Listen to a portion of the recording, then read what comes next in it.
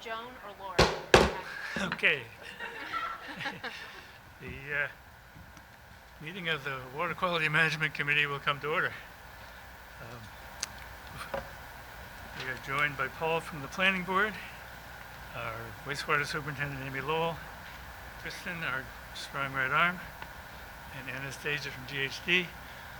You've all seen the agenda, and it's going to be a long one. There's 40 slides, and the process is going to be this. We all have microphones. They're all on. Because it's being taped for television, speak closely to your microphone. If you can hear yourself, they can hear you.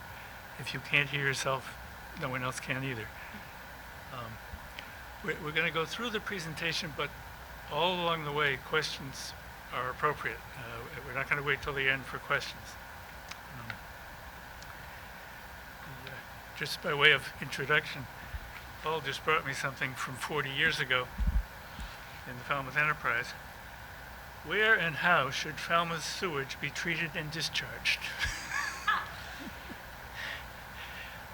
Big debate about whether it was going to be at the fire station site on Woods Hole Road or up where it is now. And, so things move slowly in Falmouth, but we're about to move a little faster. Three of this group, well, originally it was Virginia and John and myself, and after she passed away, Steve joined us as the Water Quality Committee members of this working group that has been working on this question of what kind of sewering are we going to be doing in Great Pond, and more significantly, what are we going to do for a discharge site, not only for the Great Pond watershed, but for the watersheds that are presumably going to come afterwards. So three of us are fairly familiar with this, and I hope both of you will jump in as questions come up, or as explaining how we got to where we got. But the questions are certainly valid, and we're going to have plenty of time for them. So without further ado, Anastasia and Amy, tell them what we've been doing for the last year and a half.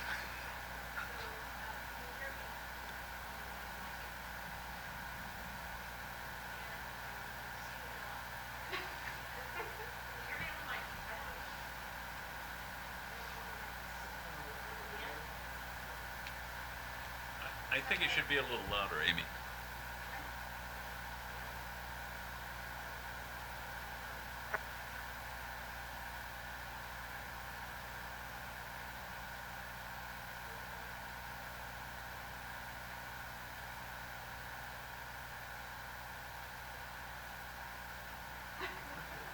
More than 6 feet away. I am, indeed. So this was working earlier. Now we can hear you. Hello?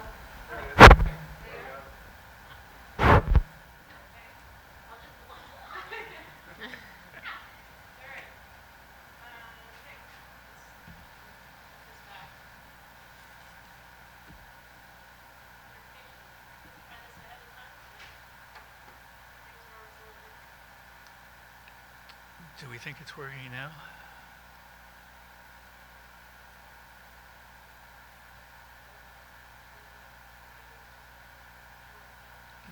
Nothing.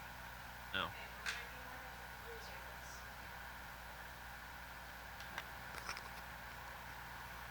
Hello, hello. Yes. All right, can you turn that off for me?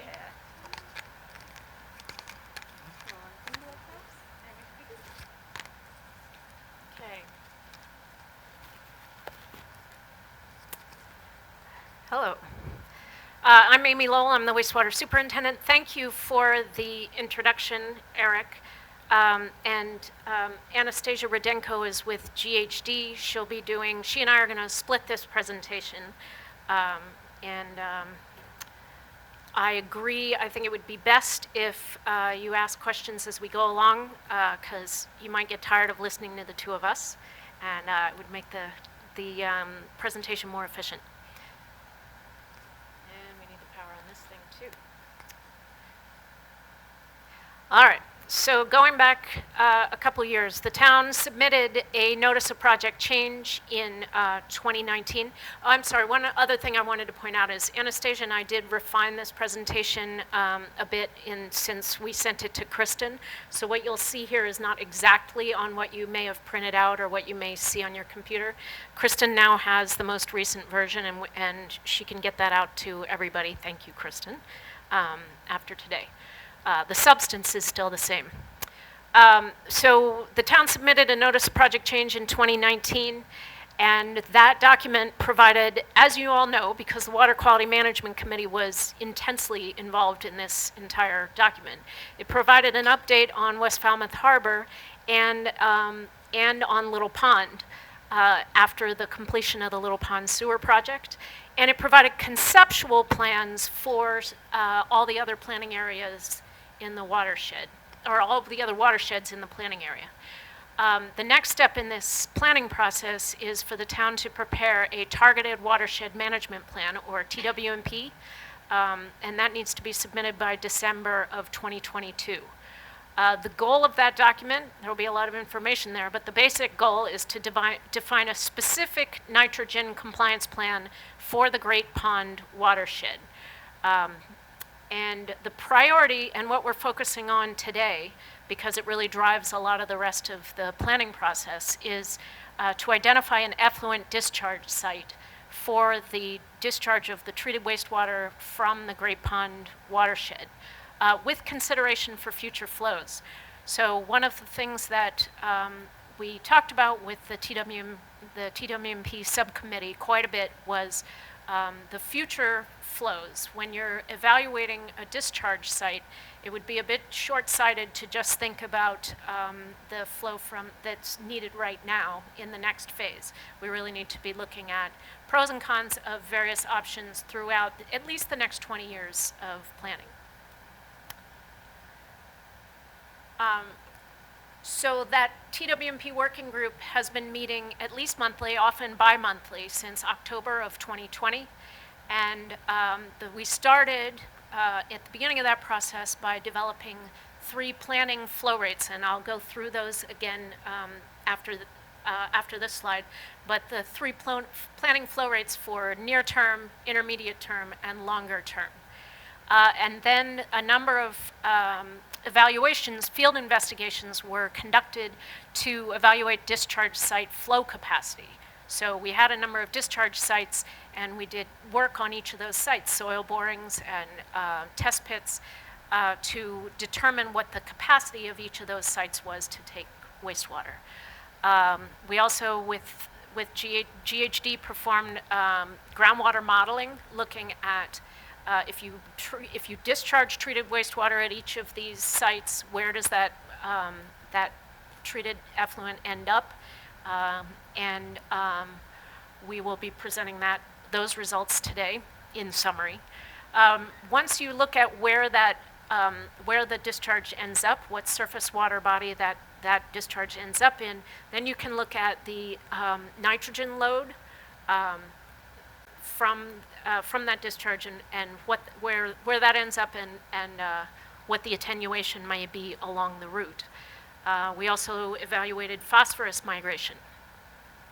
After this set of evaluations was conducted and discussed, the group put together 6 discharge alternatives, and those are a combination of the discharge sites and the flows as we go through time. And we've characterized those alternatives in an evaluation matrix. A little spoiler here, no alternative is perfect. So each of these alternatives we've struggled with the pros and the cons, and that will be subject of further discussion today. So first, the planning flows. These we did present to the Water Quality Management Committee back in April, but that was a while ago and a couple of new members, so we start with a little bit of review on this. The existing permitted flow from the main wastewater treatment plant is 710,000 gallons a day, or 0.71 million gallons a day. The flow we've allocated in our planning process 140,000 gallons a day for flow from the existing sewer areas. So that's, the Woods Hole area, the LPSA, the Main Street area, existing sewer areas within the existing, as I said, existing sewer area. 0.36 MGD, or 360,000 gallons a day, has been allocated for the T-Ticket Acapesket sewer area. So that adds to a total of 1.21 million gallons a day for the Planning Flow 1. And I said at the top of this slide, we referenced two dates, 2024 and 2030. The idea is that, unfortunately, because of the cost of this sewering effort, we've had to divide the T-Ticket Acapesket area into two phases.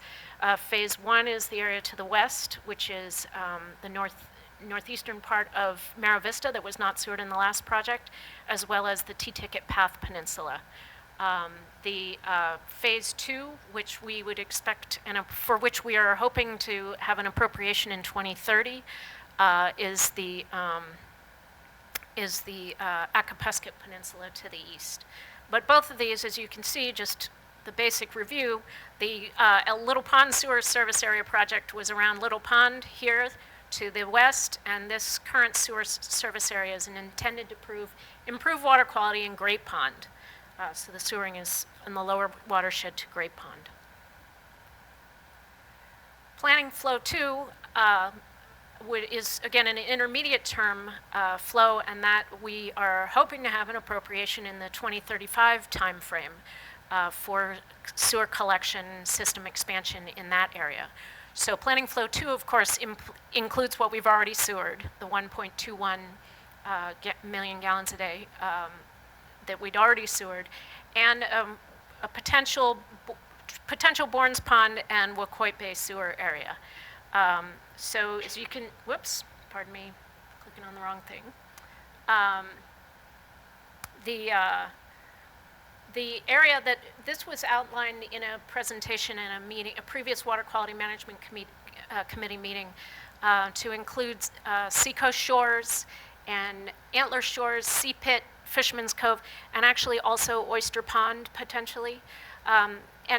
This is a later phase of sewering, so the area is not entirely defined, but again, we wanted to be thinking about what flow would come from a likely next sewer phase. So from that area, the area is highlighted on this figure, you'd get a 0.34 million gallons a day of flow. Lastly, Planning Flow 3, so in the longer term, beyond 2035, we've allocated a contingency flow for the Great Pond watershed of 0.19 million gallons a day.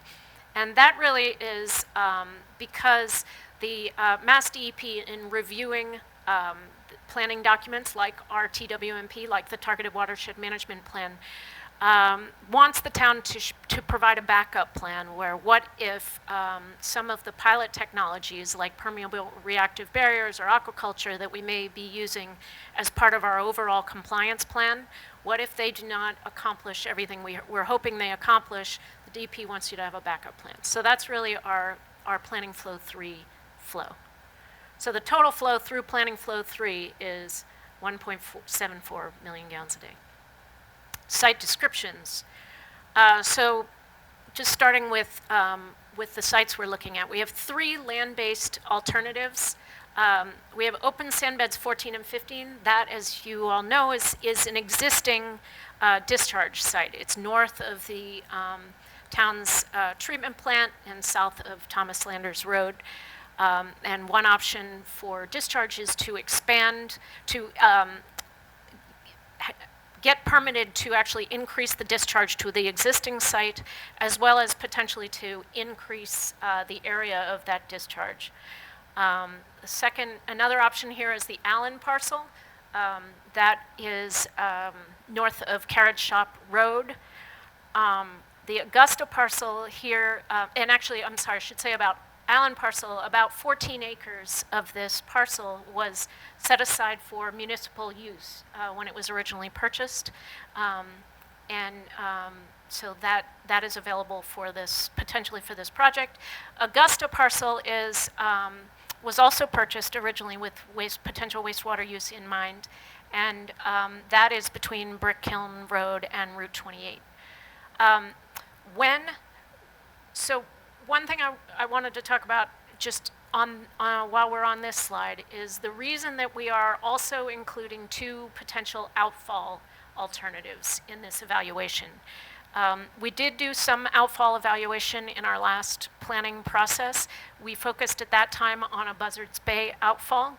And when you look at discharge to a land-based discharge site, you end up coming up against this issue, which is that even though our wastewater treatment facility treats the effluent wastewater to a very high level, and even though it removes more than 90% of the nitrogen from the wastewater, there are still nutrients in the effluent wastewater.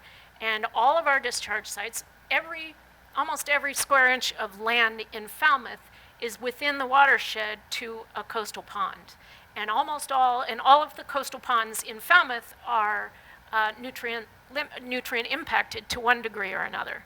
So when you take that treated wastewater, that highly treated wastewater, and you discharge it at a land-based site, you do add nitrogen load back into a coastal pond watershed, which then makes it more difficult to meet your nitrogen load target.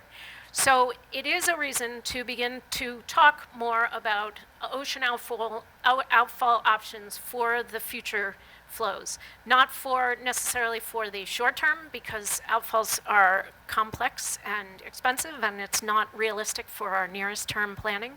But it is something that when we're looking at further planning flows further out, it is something we want to be. We have begun talking about and wanted to introduce. We also previously had only talked about a Buzzards Bay side outfall. A Vineyard Sound ocean outfall is another possibility. And one of the reasons we began talking about that is that if you are collecting wastewater from this area and installing a pipe to pipe it all the way up here, and if you are in the short term taking flow back to the Augusta parcel for discharge, you're actually, you're more than half of the way back to the Vineyard Sound. So that's just a basic introduction to the discharge sites and why they are under consideration. As you know,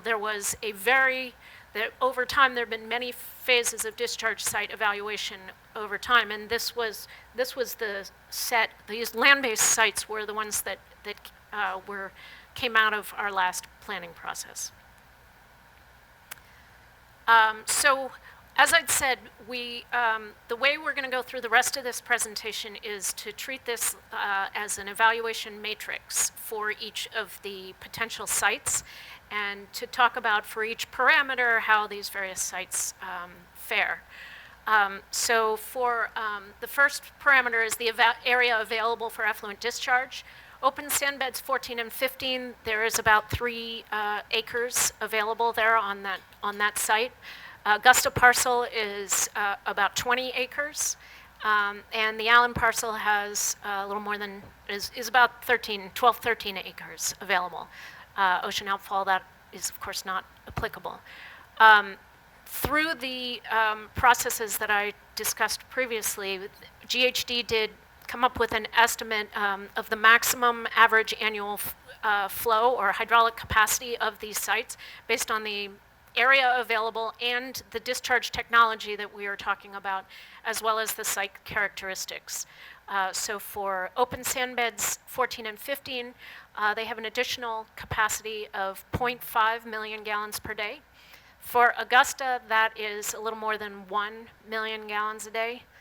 Allen Parcel, it's 1.6 million gallons a day.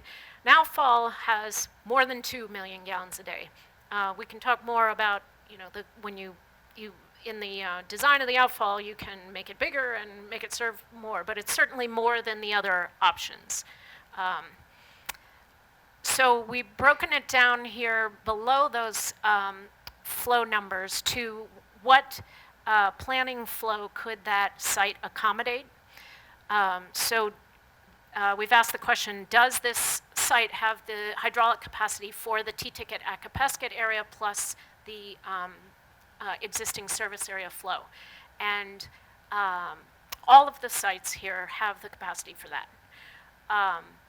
But when you get to the next two planning flows, the South Coast preferred alternative and this contingency, Great Pond contingency, you can see that open sand beds 14 and 15 cannot accommodate those later planning flows, whereas the Augusta Parcel, the Allen Parcel, and the Outfall all could. Beyond the three planning flows that I outlined, you pretty much have you've definitely maxed out open sands beds 14 and 15, and as well as Augusta. Allen has some capacity beyond what we've already gone through for planning flow 3, and of course the Outfall has additional capacity beyond that, potentially. I did already go through the locations of each of this on the map. As far as ownership, the three land-based alternative sites are all town-owned. The Outfall locations, the waters off the coast, are state-owned. The distance to the wastewater plant, obviously the existing sand beds are part of the existing wastewater facility, so they are 0 miles away. Both the Augusta Parcel and the Allen Parcel are about 4 miles from the existing wastewater treatment plant site. The Ocean Outfall, if you went to the Vineyard Sound site, it's approximately 6 miles from the wastewater treatment facility site, and Buzzards Bay site is about 2 miles. I'm going to turn it over to Anastasia Rudenko with GHD to talk about the environmental impact evaluations. Thank you, Amy. So the first step in our environmental impact evaluation was to characterize how treated effluent at each of the land-based sites travels from that site to groundwater and how it migrates from groundwater to different surface water bodies. We did this analysis through a local scale refinement of the 2019 USGS regional model for the Sagamore lens. Using this model, we conducted a particle tracking analysis for the 3 sites. So this is a way to visually represent how that flow moves through groundwater to surface waters. And we also looked at groundwater mounding, which represents how the groundwater contours under the site itself change with the introduction of treated effluent. For the Augusta Parcel, we developed a conceptual layout that used open sand beds on the northern portion of the property. And there has been an interest in developing a potential secondary use for the property, potential recreational fields. So for the southern portion of the property, we use subsurface leaching trenches, which would allow for that secondary purpose. And we conducted simulations for 2 scenarios. The first is planning flow 1, so looking at the 0.5 million gallons per day anticipated from the T-ticket at Capesket sewer area and the existing sewer redevelopment allocation. And then on the other end, looking at the most flow, we're looking with our planning flows, 1.03 million gallons per day.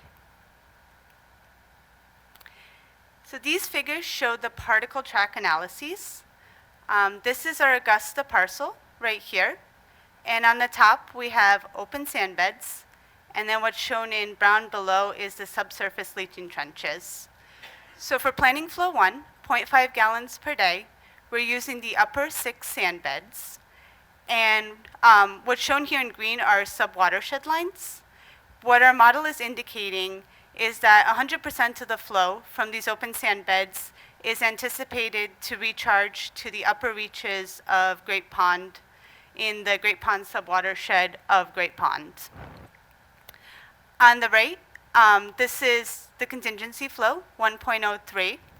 In this scenario, we're using all of our open sand beds, and we've also developed this subsurface leaching trench on the southern portion of the property. At this higher flow rate, the majority of the flow is still going to the upper reaches of Great Pond, but there is a small portion, about 5%, that first enters the Perch Pond subwatershed, which is also part of the greater Great Pond watershed.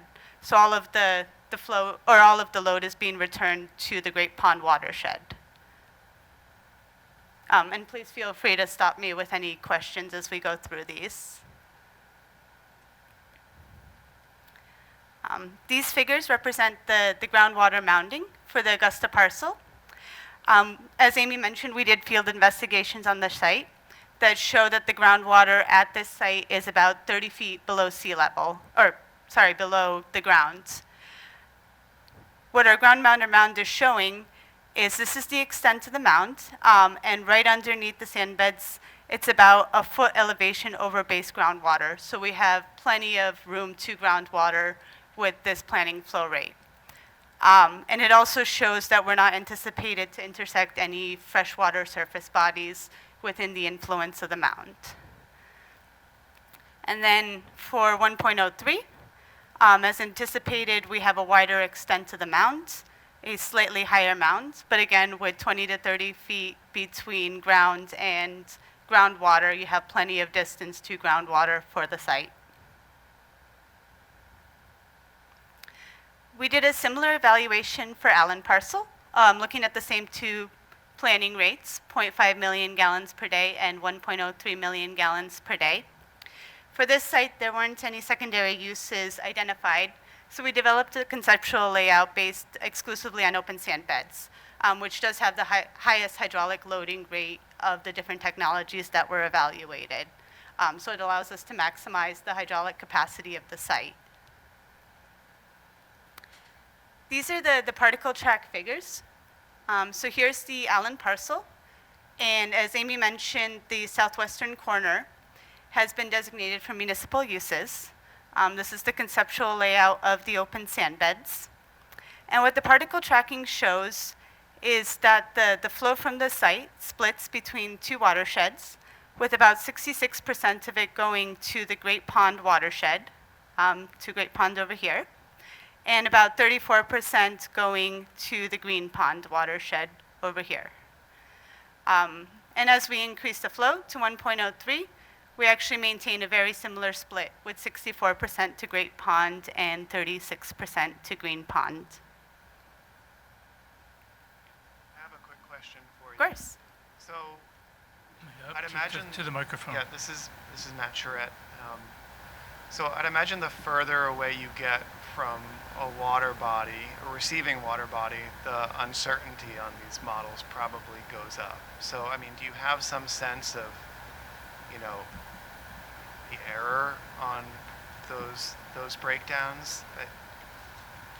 And, you know, is there any, I know we have quite a number of plumes around town that are probably good for sort of ground truthing the actual flow path from north to south. I mean, are these, is it 66 plus or minus 5%, you know, or is it a couple of percent? Do you have any sense of that?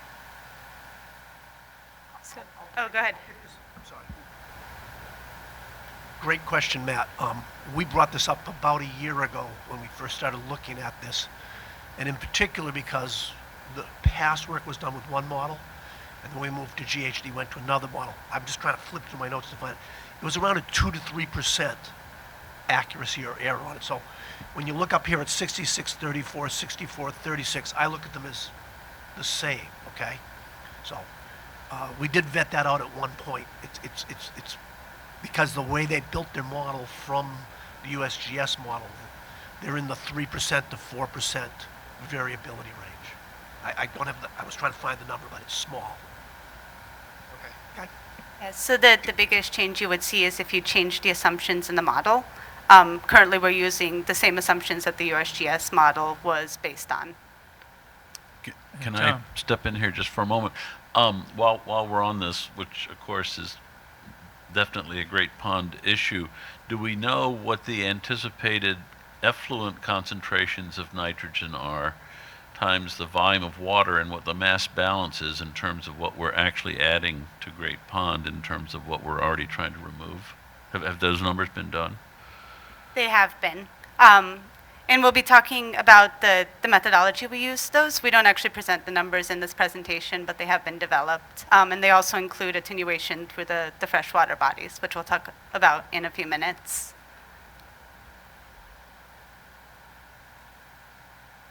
Matt, I found my note, it's 2 to 3%. So 66 to 62%, or 2% of 6? Now you're challenging my science abilities here. But the model is basically plus or minus 2 to 3%. So if it's predicting 66% to one and 34% to the other, it could move 2%, 3% on either side of that line. Okay. That seems unreasonably precise. I don't know. I'd love to read more about that because it's important, right? I mean, if it's 50-50, that's going to impact the nitrogen that's returning to these water bodies. I just feel like the further away you get from, and this one's pretty far away from Great Pond and Green Pond, that for it to flip one way or another, especially as you're adding a fair amount of water. Yeah, because what you're saying is you're adding more assumptions of what happens between where it's discharged and where it comes out. That's all. We can. Yeah, we can revisit. without going back and forth, one of the advantages of being on the Cape is you've got fairly consistent soils and conductivity in them. It's not highly variable. But we did have a conversation about, as we went forward, particularly in any place where we felt numbers might be getting questionable, like, oh, this works by 1% or 2%, that we'd have to go back and do another level of sensitivity analysis or follow-up.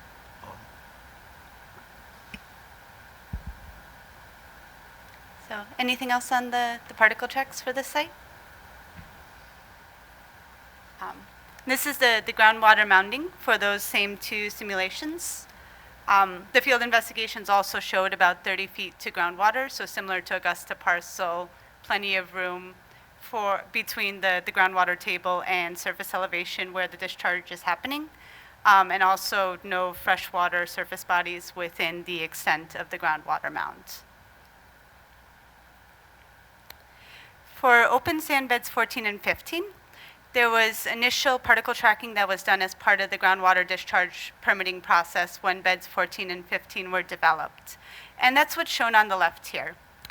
We have two discharge sites in very close proximity, so we model both of them so that we're able to evaluate the influence of one site on the other. On the bottom here are the sand beds that the town is currently using within the West Falmouth Harbor watershed, which is represented by this green line. And that's open sand beds 9 to 13, which are currently permitted for 0.45 million gallons per day. And the discharge from these beds is represented in the light blue. And then to the top is open sand beds 14 and 15, which are north of the West Falmouth Harbor watershed line and are currently permitted for 0.26 million gallons per day. And as shown in the simulations, the flow from open sand beds 14 and 15 all emerges north of the West Falmouth Harbor watershed line. And 0% directly goes into Herring Brook, which is this freshwater system here. As part of this project, we've been running different simulations looking at different potential layouts and different potential loading rates for how to optimize open sand beds 14 and 15. So what's shown on the right is an example where we looked at what if we increase the hydraulic loading rate so that we would recharge the extra 0.5 million gallons per day needed for Tassa and Ezra within the existing footprint of the open sand beds. So we're increasing the flow from 0.26 to 0.76 within that existing footprint. And as is shown in the model, almost all of the flow is still north of the West Falmouth Harbor watershed line. And about 18% is recharges into Herring Brook prior to flowing to Buzzards Bay. So as conceptual layouts are developed by the site, looking at different locations for that expansion and different loading rates, this model would be updated to maintain this goal of keeping 100% of the load from open sand beds 14 and 15 north of the West Falmouth Harbor watershed line.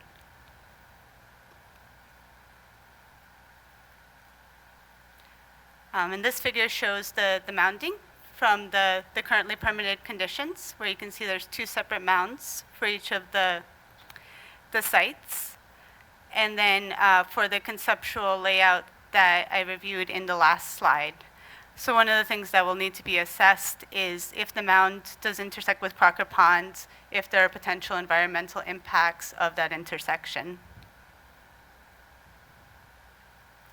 So once we know where the flow goes to surface water bodies, we need to look at what impact does it potentially have on the downgradient surface water bodies.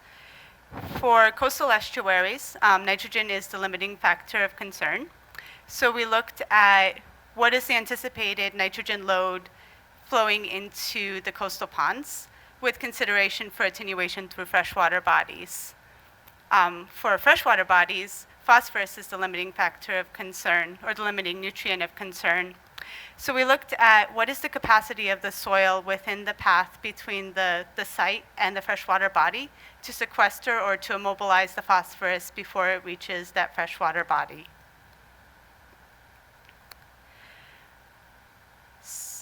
The MEP Rainbow spreadsheets, which are the basis of the TMDLs, include assumption percentages for attenuation. So attenuation is when nitrogen breaks down as it goes through a freshwater system.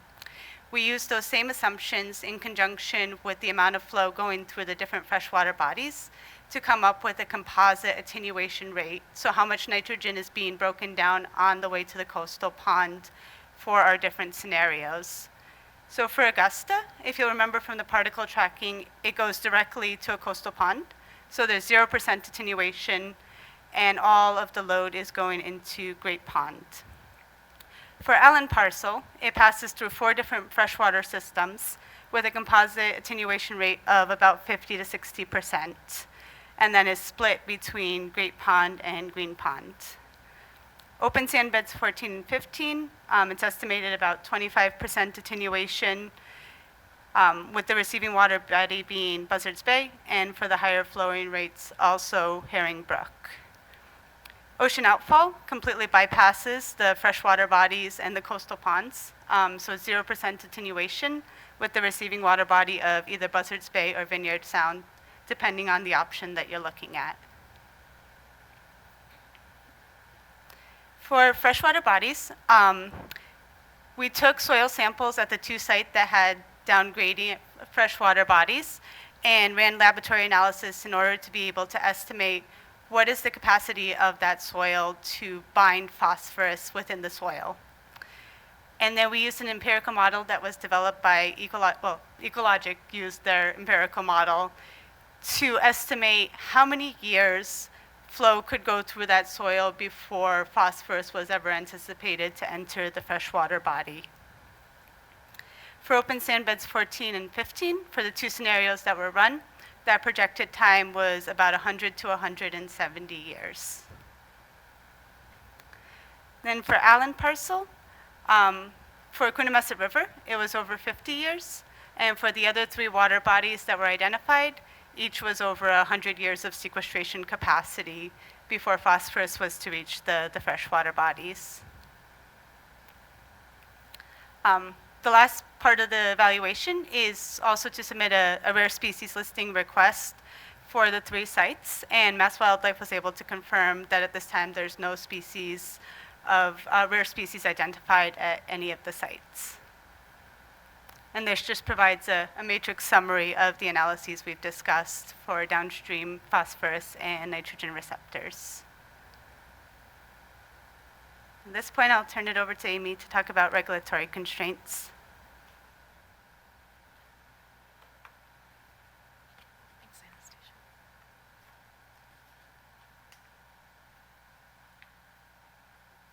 All right. Zoning. All 3 of the land-based discharge sites are municipally owned.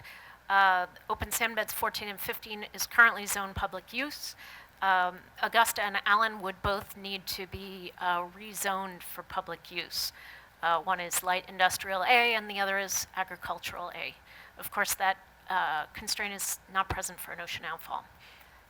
Legal restrictions, there are none for open sand beds 14 and 15 and the Allen parcel.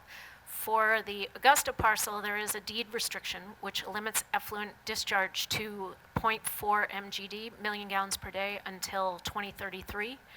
For the ocean outfall, there are quite a number of regulatory or legal issues to be overcome. The Marine Sanctuaries Act and the Clean Water Act are two of them. Additional studies needed to move forward with one of these sites. All three of the land-based sites would need further hydrogeologic evaluation. To move forward with an outfall, we need to do additional field investigations, ambient monitoring at the outfall site, and hydrodynamic modeling. Anticipated length of the permitting process would be up to 8 months for each to go through the process to get a groundwater discharge permit for each of those land-based discharges. For an outfall, it would be a multi-year process, of course, to get multiple federal and state permits. Amy, for the hydrogeologic evaluation, in a nutshell, what's involved in? So maybe I can let Anastasia talk specifically about that. Yeah. So the hydrogeological evaluation is the first step of a two-step process for the groundwater discharge permit. It involves modeling at maximum month conditions for the conceptual layout that's been developed for the site, and research into the area to make sure that there's no environmental receptors. So the hydrological report is submitted. It's reviewed by the state's hydrogeological team and by CIRO, the Southeast Regional Office. And once that's approved, then you can go ahead and submit for your groundwater discharge permit, which is when you tell them what effluence limits do you want for the permit for the site. And building in all the reviews that DEP has, it's about usually an 8-month process to get through.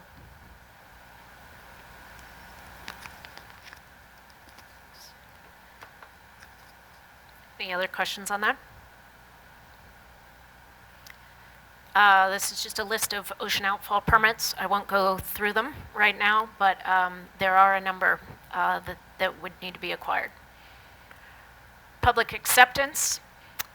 Estimated annual energy use. For open sand beds 14 and 15, that would be minimal because it could be gravity flow from the wastewater treatment plant to the existing beds. For all three of the other options, Augusta, Allen, and ocean outfall, we'd consider it a moderate, or it could be considered a moderate energy use for pumping from the wastewater treatment plant to the remote site. Proposed discharge method we have reviewed in the previous, or Anastasia reviewed in the previous slides. Anticipated odor or noise impacts post-construction. For all of these, because of the discharge technology we're talking about, there is not an operational noise or odor issue. In each case, this is a discharge of treated wastewater with no on-site noise or odor production.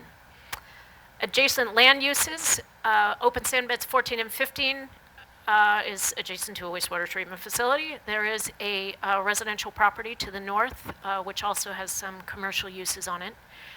For the Augusta parcel, there is a lumber yard, Falmouth Lumber to the east, and residential properties to the west. For the Allen parcel, it's conservation land right now, and it's surrounded by conservation land. There is a utility easement to the west and residential properties beyond the utility easement. Outfall NA. Potential secondary uses as Anastasia had mentioned, for the for the Augusta parcel, we did evaluate using the southern half of the site for recreational uses like soccer field, playground, and had not contemplated that for any of the others. existing land use. The beds 14 and 15 are, of course, open sand beds. The area, if we were to expand those open sand beds, it is currently undeveloped around those beds. The Augusta parcel is a disturbed site. It's undeveloped now, but it was in past developed for the movie theater. There was a drive-in movie theater there. And it's been used a lot for dirt biking in recent years. Not authorized dirt biking. The Allen parcel is undeveloped, and Outfall, again, not applicable. Planning level cost estimates. I'm going to give this one back to Anastasia. All right, thank you, Amy. So for this analysis, we focused on developing capital cost estimates for what are the differences between these different options, what is needed for effluent discharge. So this includes costs for an effluent lift station as if needed. So this is a lift station at the plant that would pump treated effluent to a remote site. The cost of the force main to convey that treated effluent, and the cost for the selected effluent discharge infrastructure.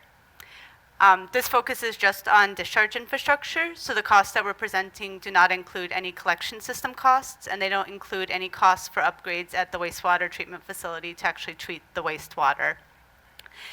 The costs do include allowances for engineering, design, construction services, police details, so everything from design to construction of the project. The cost estimates were originally developed for 6 different alternatives. We've grouped them by the different sites, and we've presented them for the three planning flows, and they're presented as cumulative cost estimates. So for each planning horizon, we're looking how much has been spent by that time period for the different sites. So starting with planning flow 1, Tassa and Ezra, if all of the treated effluent was discharged at open sand beds 14 and 15, the capital cost is estimated at approximately $1.4 million. There are scenarios where a portion of the Tassa and Ezra flow can be sent to open sand beds 14 and 15, and then a portion can be sent to a remote site. And we reflected that range in the Augusta parcel. So the lower end of the range is if a smaller portion of the Augusta parcel was developed and we were able to maximize open sand beds 14 and 15. The larger end of the range is if all of the flow is sent to the Augusta parcel. Overall, for either one of the remote land-based sites, the capital cost is 23 to 30 million. A big jump because it includes the effluent lift station and the effluent force main, as well as the development of a new site. And then for this evaluation, it wasn't considered that ocean outfall was a short-term option in the next planning horizon, so there weren't any costs carried for that in this phase. When we get to planning flow 2, we've used all of the additional flow at open sand beds 14 and 15. So now the 2 options that we're looking at is expanding one of the remote sites, either Augusta or Allen. Each of those is about $5 million for additional sand bed capacity, or potentially developing an ocean outfall. As you'll notice, that's a very big range for the ocean outfall. This is a conceptual cost estimate, and there's very limited data about the 2 sites. Two of the big impacts of the cost of the ocean outfall is what are you constructing through, which affects the construction method, which greatly affects costs, and the other is what is the optimal length of the outfall.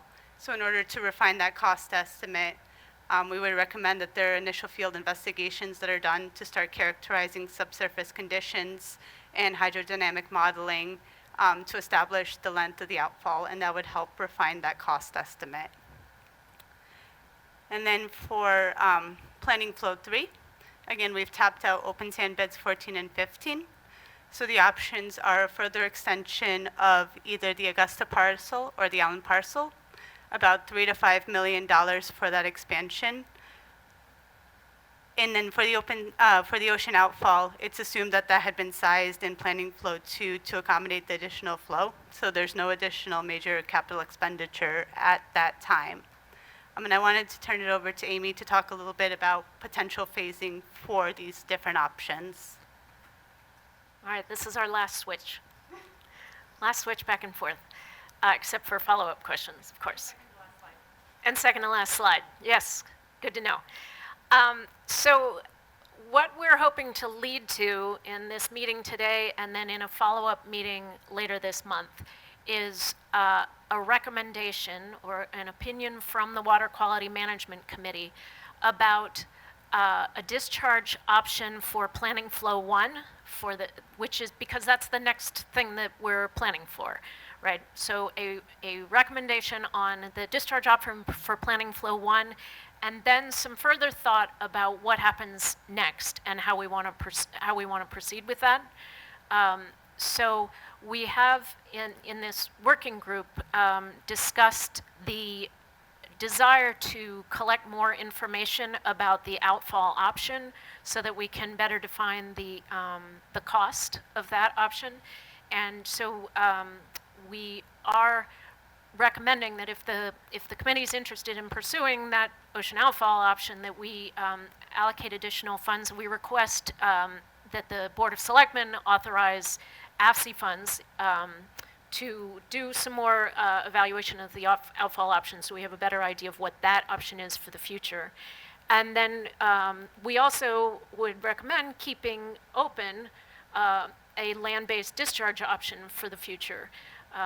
Outfall is complex and costly, and so we'd really imagine keeping those options open for the future. Last slide, and then we will go back and talk about whatever anybody wants to talk about. So as I'd mentioned, the Water Quality Management Committee, we are hoping that you'll be able to come to a vote on the recommended discharge alternative, focusing on planning flow 1 with just a vision of next steps beyond that by the next meeting, which, as I understand it now, is November 22nd.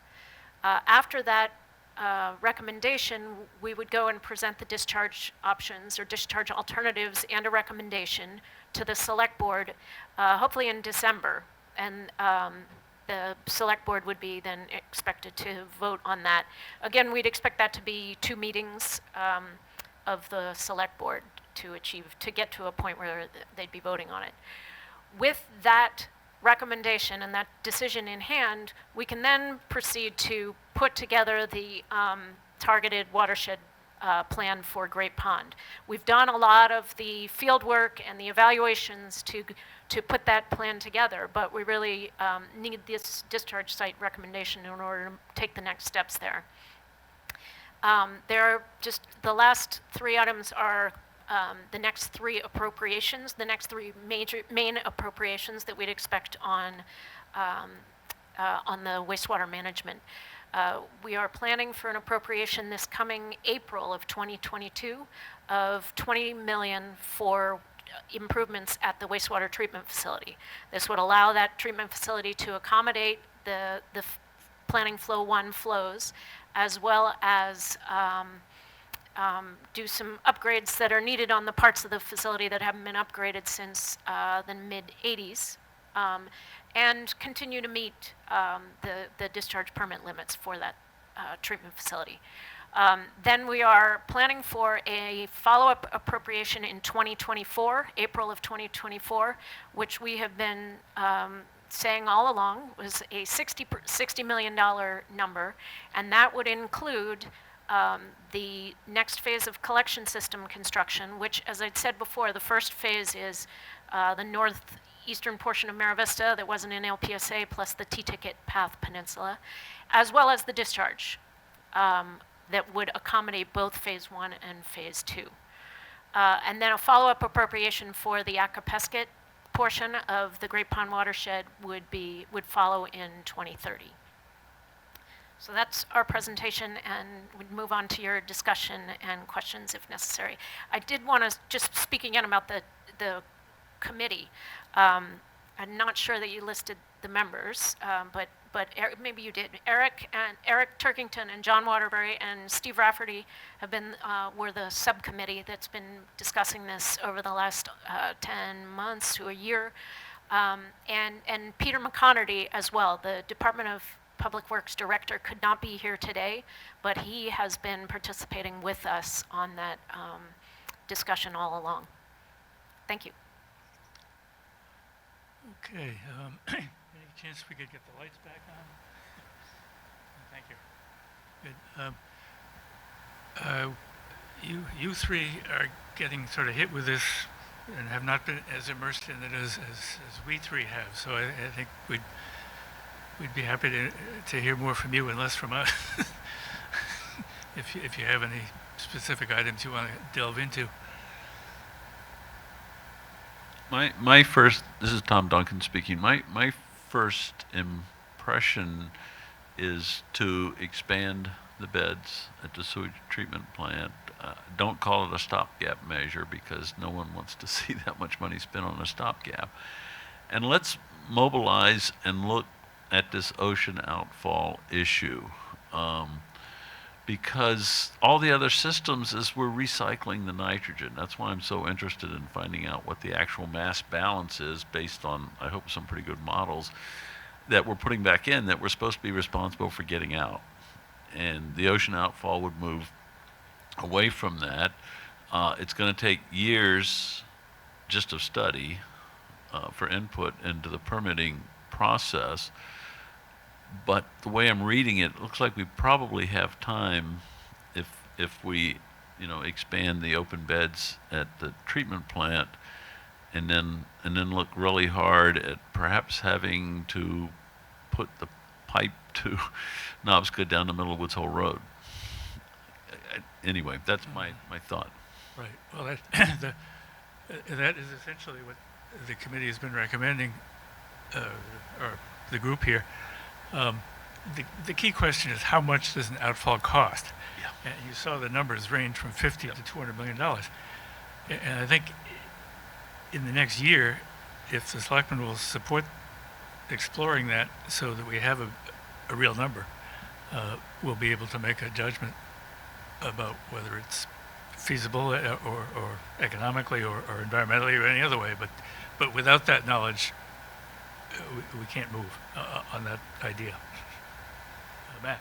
Related to that, does anybody know about the new infrastructure bill? I know that it mentions quite a lot wastewater, and do we want to have something shovel ready to go in case there's the opportunity to compete for federal dollars on this kind of thing? Especially, I know we talked about the outfall being something that could be accessed regionally as well. I know it's hard to partner with other towns on these kinds of things, but... So the way the previous federal money was allocated most recently was using the SRF program, the state revolving fund program.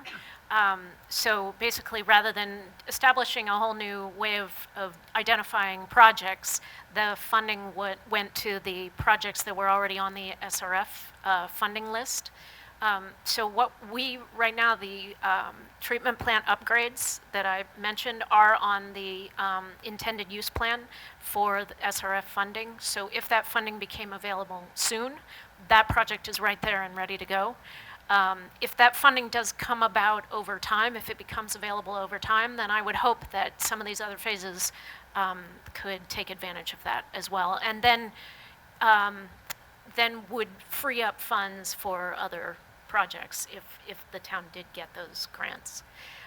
I did want to just follow up on, Tom, didn't you say Knobska? You mentioned Knobska rather than either of the other outfall locations that we talked about, and I just wanted to was that intentional? And if Yeah, so, why? I see a very aggressive lawsuit filing organization that seems to think they own Buzzards Bay.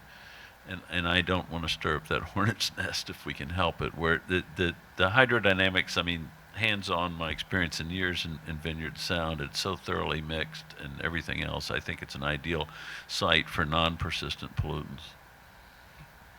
Amy, can you scroll back to the one slide way near the beginning with the sites on it? We kind of kicked this around more than once, Tom. Yeah.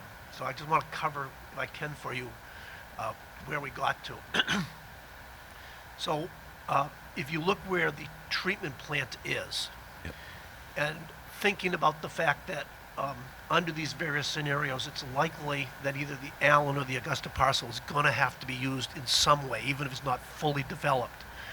The pipe that would get from the treatment plant to the Augusta parcel is the same pipe that would be used to get to the Vineyard Sound Ocean Outfall. So that would come down one of the peninsulas and go out there, Oh, rather okay. than come back down the bike path or Woods Hole Road all the way I to don't- Knobson yeah. Point. Because then you're paying for the cost of the pipe from the open sand beds to the Augusta, and then coming back and paying for another pipe Right. all the way down. Very good point. So as we've been looking at scoping out sort of the next steps on the outfall to get a better handle on the numbers, we've been focusing, basically off the southern Yep. peninsula, Yep. if you will, okay? And one thing I'd like to say about that wide range of numbers, a number of us are familiar with the geology here in Falmouth, which is, there's a moraine that runs up right through Great Pond. If you're to the west of that moraine, chances are you'll find boulders, Yep. and if you're lucky, you'll find pink granite. If you are to the east of that moraine, highly likely that you will find gravels or sands. Yes. So when you get to the installation cost of the actual outfall, there's a fair amount of uncertainty on each location. So the next phase would be to get some better borings, possibly some on-water borings, and see what we've got to get through. All that makes great sense. Thank you. Okay, any other comments or questions from you folks?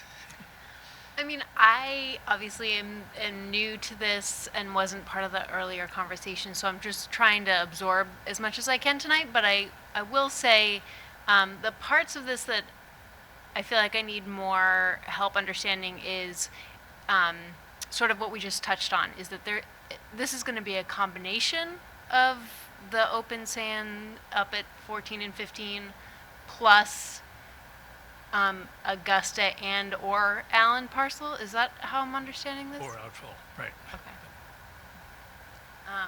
Yeah, I mean, I have the same reluctance regarding the Augusta and Allen parcels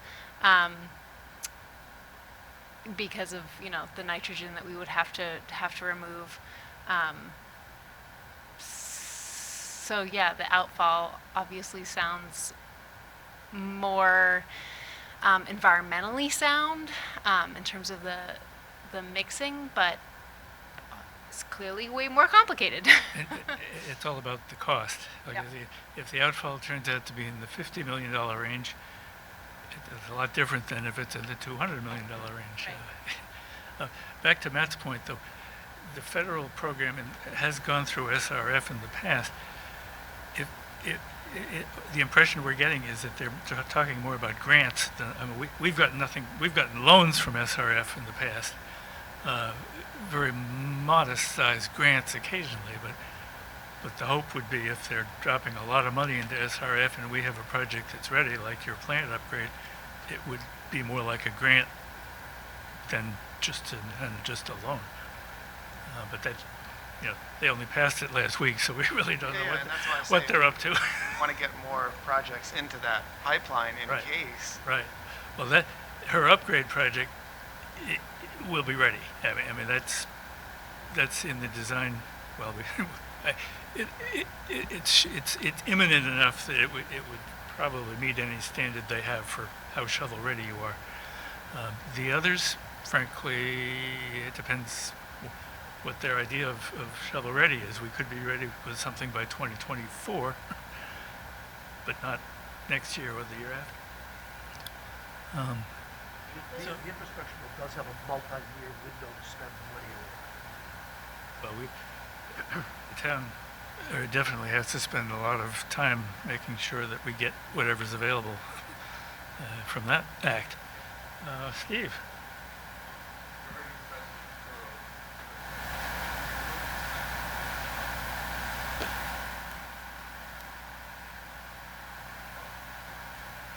I'll get there.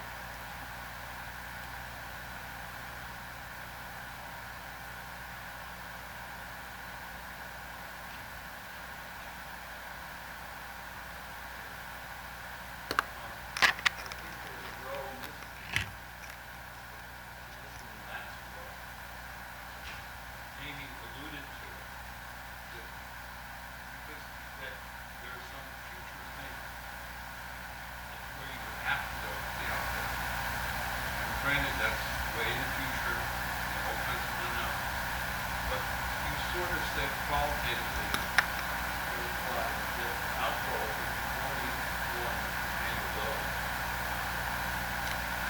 So I was going, certainly if I was selected, I would want to see a discounted cash flow with probabilities, including those additional rows. Because here's what it is. The no-brainer was, well, you obviously go for one that's best of the town. But you obviously don't even think that, or else you wouldn't even have the ocean outfall pump. So you've got to be fair to the ocean outfall and show where it begins to win. Because once you do the ocean outfall, the marginal cost of adding things to it is practically zero. If it's not zero, it's very low. And the more you put in land, then the more expensive you make the ocean outfall per gallon per day of treatment.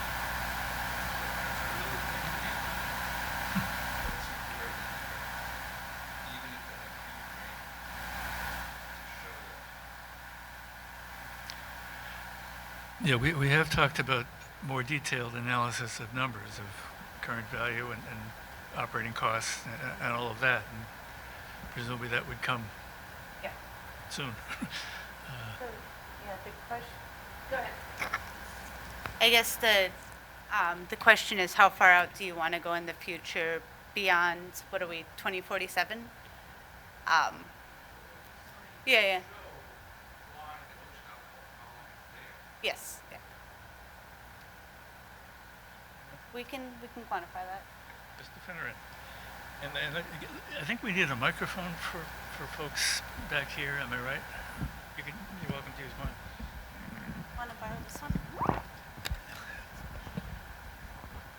If you can get from the wastewater treatment plant to the Augusta parcel for, say, $30 million, it's a greater distance than it is from the Augusta parcel to the ocean.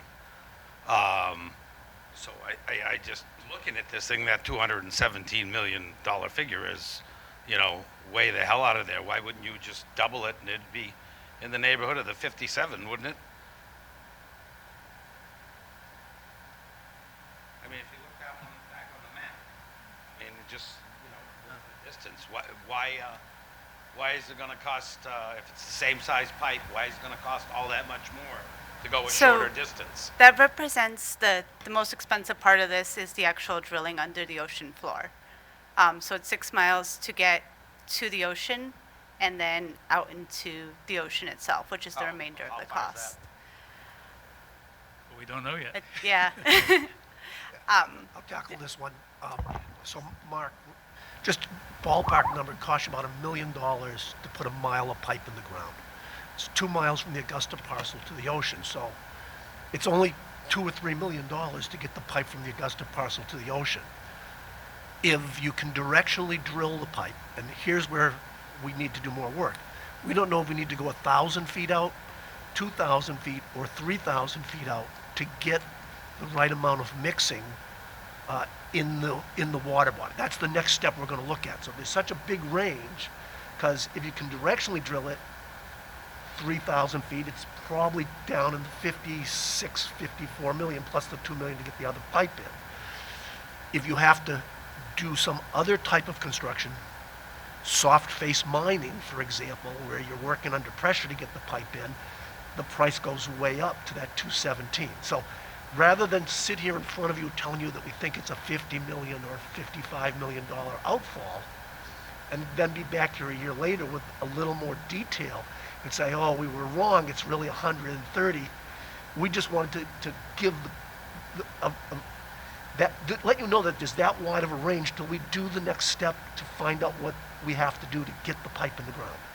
Geology on the land is known, but once we hit the water, it's unknown. Two things unknown. We don't know how far out we have to go to get all the proper mixing. That's another study. It's not big money, but it's a study we haven't done yet. And quite honestly, when this whole committee started, the outfall was low down in terms of priority, but the more we looked at this and the more we worked on it for the last year, the more, at least for me, one of the things I've learned along the way is our estuaries are very sensitive to nitrogen. Very sensitive to nitrogen. So if we don't get all of the nitrogen out before we do the particle tracking to add things that are going to flow back into the estuaries, we're not going to really get where we want to get to. Whereas if we can get to an outfall, we move all the nitrogen past the estuaries out into the ocean, where it's been proven that it can assimilate and be handled. It's a big, as Eric has pointed out twice, it's a big piece of money. So we're not sitting here saying we're going to spend this big piece of money, but we do believe that it's valid for us to do the next level of study to see what it takes. And the other thing you saw up there was the permitting for an outfall is going to take years. You know, how many years are we on Bourne's Pond now for the widening? 5 years. So for the next 5 years, we don't want to sit still and do nothing, knowing that there's infrastructure money and other things. We want to keep marching and getting land-based things in place. We think there's an opportunity at the open sand beds if we can get the DEP on board with a re-permitting. And we think that there may be some need to do something at either the Augusta or the Allen parcel until we can get to what's it cost for an outfall and can we afford it. So it's probably more likely to fall than the 217. I'll let you make that conclusion. I'm not yet ready to make it. No. The beauty of this plan, if it has any beauty, is that the 14 and 15 site has enough capacity to buy us 5 years. It could take everything we're proposing to do in Great Pond right now, and that gives enough time to get real numbers on the outfall choices, so that we know as much about the outfall choices as we do about the land choices, and within that 5-year period, we can then make a really informed judgment about what the town wants to do. Steve.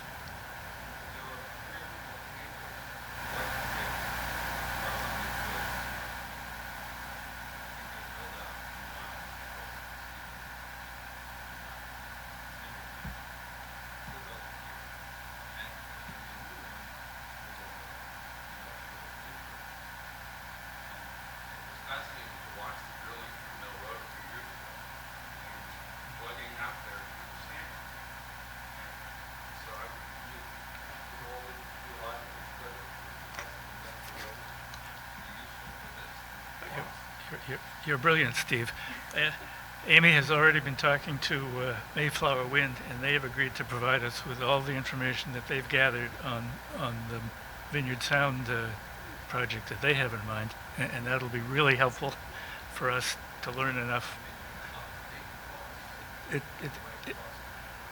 It's happening. It's a done deal. I'll jump in again.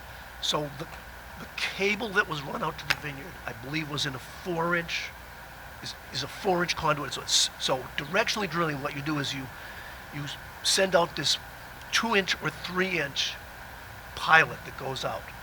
Then when it surfaces, you go down and come up. When it surfaces, you grab a hold at the other end and put a cutter, and you pull it back this way. There's a little bit of a difference between putting a 12-inch pipe 3,000 feet out and putting a 4-inch pipe 3,000 feet out. Right, but that's why Amy's already, we made contact.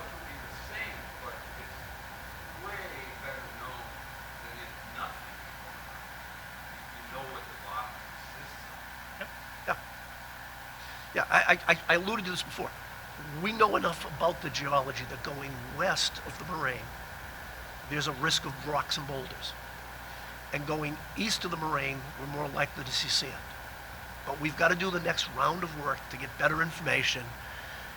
We're in contact with Mayflower. We've been in contact, the consultants have been in contact with them. So we're not working in a vacuum on this. Mark?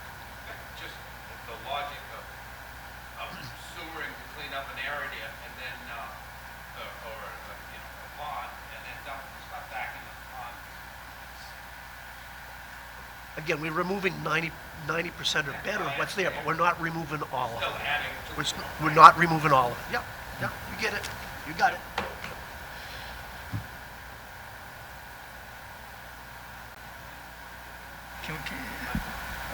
Let's get you the microphone here. Here, keep yours. I've got that one down here. I gave you two because I thought so. I think it's important to get the information on those pipelines, but if you sail due south from Falmouth, there's a lot of shoaling out there, and if you look at the depth finder, it's not very deep as you go over toward the vineyard. As you go further south toward Woods Hole, there's a lot more current, a lot more better location for for an outfall, if that's a potential site. But I think there's a lot of issues out there that is brought up by the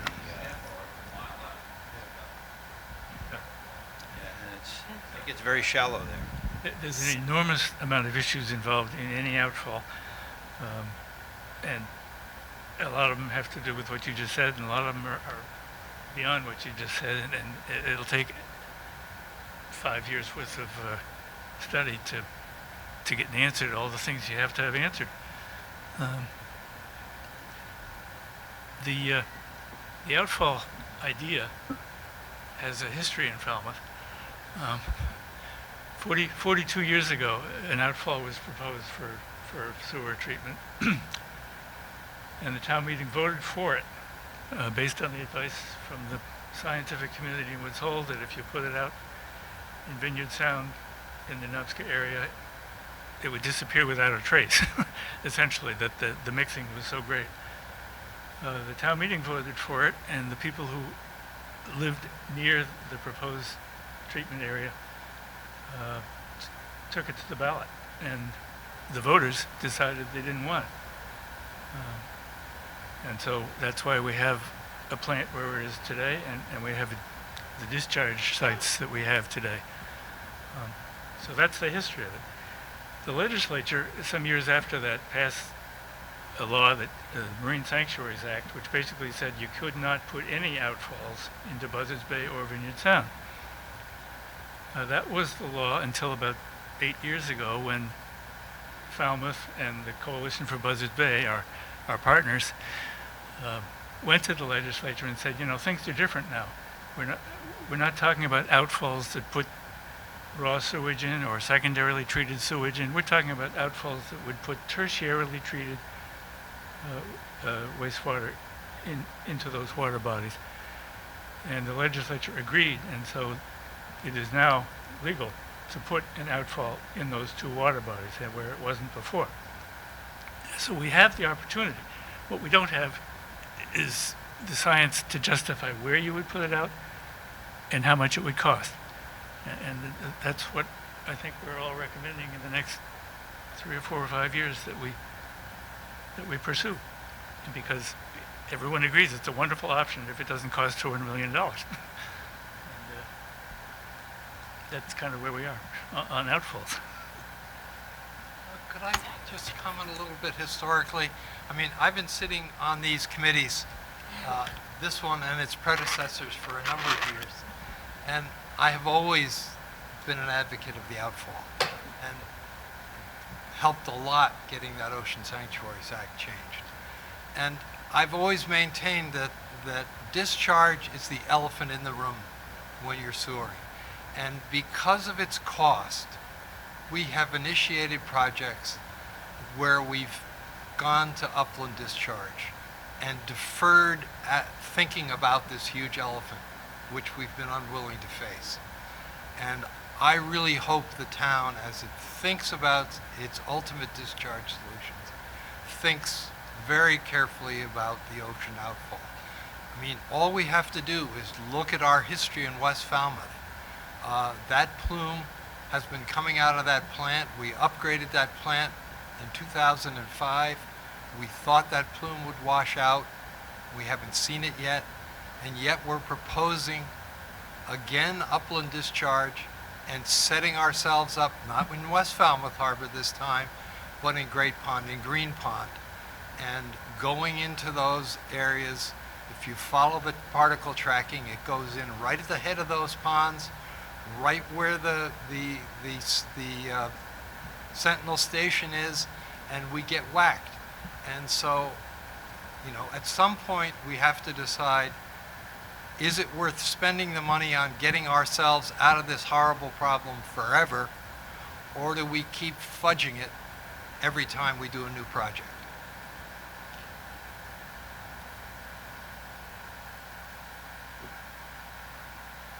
Further comments or questions? This will come back on the 22nd with presumably some changes as a result of what's been said here. Yes, Amy. I did want to just request that we do try in the next meeting to really to talk about the Planning Flow 1 discharge location. The outfall is, we could spend many meetings talking about an outfall, and there are a lot of questions about how that's going to work. The way we've structured this is we are hoping to be able to proceed with additional sewering and additional saltwater pond water quality improvement before we can get an outfall permitted. So I think we want to talk about that, and we want that as part of the discussion, but I don't want to lose sight of the fact that the next thing we're trying to do is collect wastewater from the Great Pond watershed and put it somewhere. So we will want to spend time on that part of it at the next meeting. Yeah, let me just touch on that, because there are, like everything else, it's complicated. Right now, Amy is collecting wastewater from where it's coming from. We're permitted for 450,000 gallons a day from the beds east of the plant. Your current flow is about 350, perhaps? It's Maybe 4? It's inching up. We'll call it, yeah, What is it? 400 at least. Okay. And now the other flow that goes to beds 14 and 15 is permitted for 260, and it's probably flowing at 150. That was your last number. Okay. So we're not bumping up against those numbers at this point. But the premise here is, if you're going to service Acapasket and T-Ticket in the collection area that we're talking about, you're going to need space for 500 a day more. That site can take it. It'll take part of it without spending a nickel, because you've got the beds that are there already that have more capacity, and it could take part of it for a very small expenditure of an additional bed. The complicated part, of course, is that it is upstream from Crocker Pond, and it is upstream from Herring Brook. And our friends at the advocacy group have taken it upon themselves to be the guardians of those two water bodies, which is a good thing. And their position is not one drop should go into those 14 and 15 beds, including the drops that go there now. That premise has not been adopted or even agreed to in any way by DEP, but it hasn't stopped them from promoting that position. So for us to come in and say we're going to add more there will not please them. They will object, and I think the hope and expectation here is, first of all, the DEP will not agree with them, and second, that we say this is a short-term thing, that in the long range we have other larger available sites, outfall hopefully, land-based possibly, either way, that we have an answer that says maybe, give us 5 years, we may have something you like. Now, when you get to the something you like question, they are all for an outfall. They are against it if it goes into Buzzards Bay, based on specious grounds, frankly, but that's their position, and they're sticking to it. So we'll have an argument with them no matter what. But at the end of the day, I think DEP will recognize this as a permittable option. You know, the technical difference here is West Falmouth has a TWMP, and the number of the volume of treated effluent you can put in there is therefore fixed at a certain amount, and that's the amount that Amy's allowed to put in and no more. There is no such thing for Herring Brook. And much as they would like there to be, there isn't. And so therefore DEP is well within its statutory rights to say, you can put the discharge you're putting in there now, and you can put more. So that's what we would have to, they would have to agree to do that if this is going to work. Mark? Install the outfall within the potential of, you wouldn't have to use any of those sites. You're right. Nirvana. Right. As long as the outfall went to the Vineyard Sound and not to Buzzards Bay. But yes, you're right. Yeah. So there's Yeah. a level of politics here that we should all be aware of. May I suggest as a tactical move that the working group prepare several pretty simple motions, already have them in mind for the meeting on the 22nd. Yes. And keep each of them simple and not have them necessarily work in combination with each other. Mm-hmm. And maybe you run each of them by some sort of up or down vote. And then I think you could go to the board, the select board, with, you know, here's exactly what we'd like to see happen. Further comments or questions?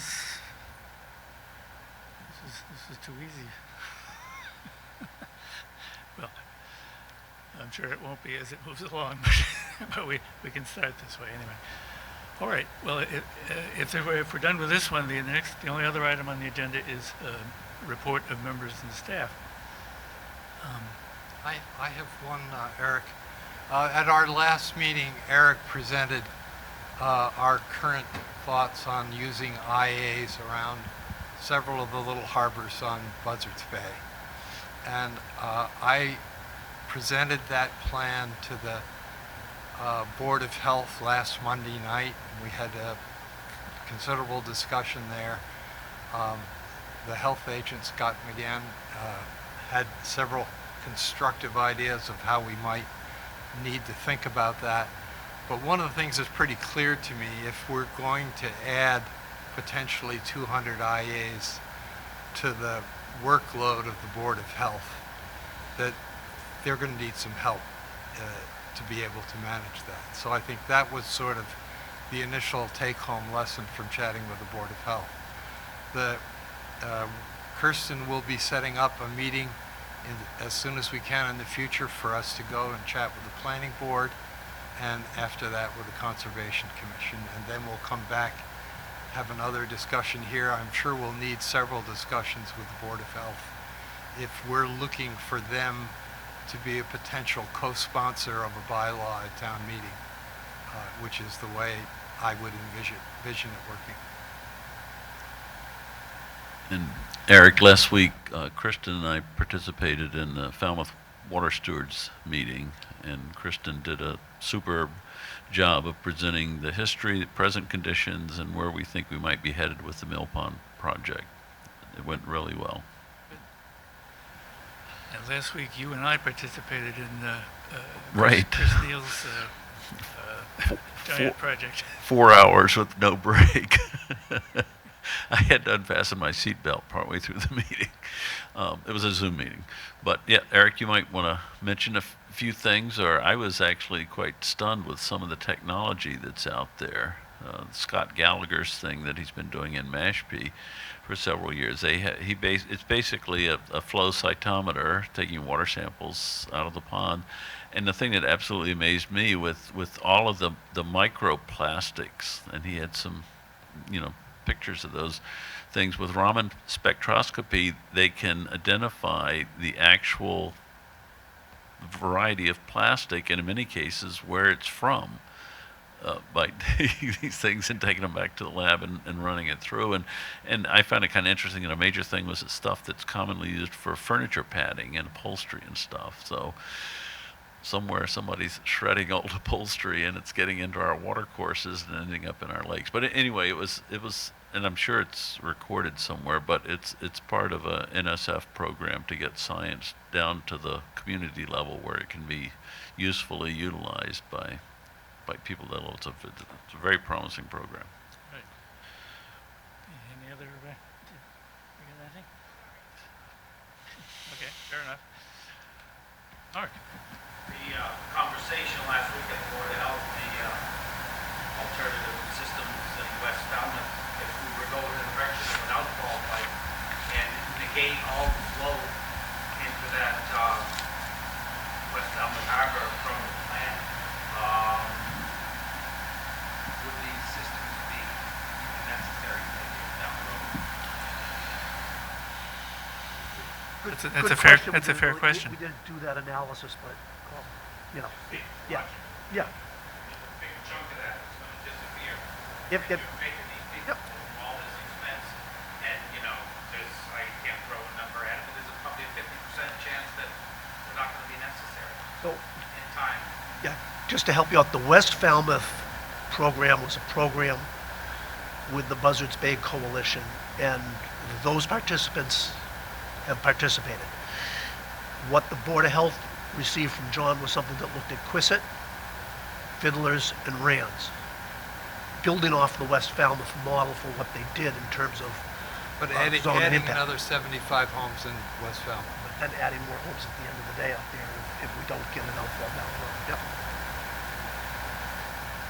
But again, Yeah. with the outfall, isn't a portion of that going to disappear in, 10 years' time? Well, if there's an outfall in 10 years' time, of course, yes. Everything disappears. Going down that road might be a little premature. Might be. We really do have to get some science and some numbers attached to that before it goes much further. Any other comments or questions? If not, we'll move on to the minutes. Steve?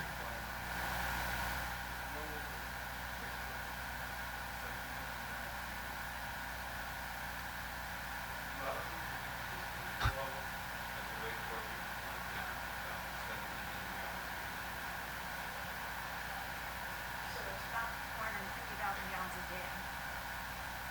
I don't usually think of it in years, but yeah. Take the word for it.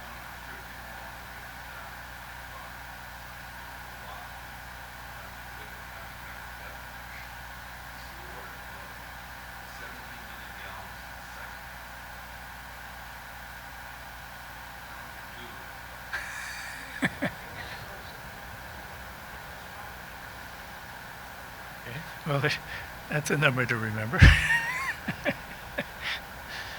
Okay.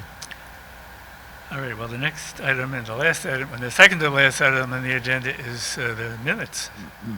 I made one very inconsequential change to the minutes, which I've already shared with Kristen, and so I will vote that they be accepted as presented. I have a motion and a Or I'll second. move, excuse me, yes. A second from somebody I'll second. to adopt the minutes as presented. All in favor signify by saying aye. Aye. Opposed, the ayes have it. Okay, we have one more motion. Motion to adjourn. Ooh, I'll second that. Moved and seconded to adjourn. Discussion? All in favor signify by saying aye. Aye. Aye. All right. We have it. Thank you, everybody. Thank you.